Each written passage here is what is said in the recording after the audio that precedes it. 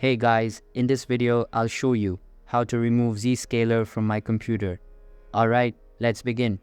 Note that there is no way to uninstall or remove Zscaler from your PC without changing your Windows OS. So, in order to do that, you just need to open the Start menu by clicking on this Windows icon and then select Settings.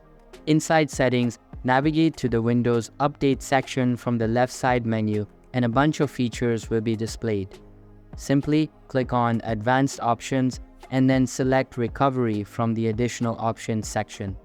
Here you can see that the option to reset your PC is available. You just need to click on it and it will ask you if you want to delete all of the data or to make a copy of it. You just need to select the second option and your data won't be deleted. After that, you install a fresh version of Windows that is free from Zscaler. So that's basically how you can remove Zscaler from my computer. And that's it for this video. If you find this helpful, consider subscribing and giving this a big thumbs up. Thanks.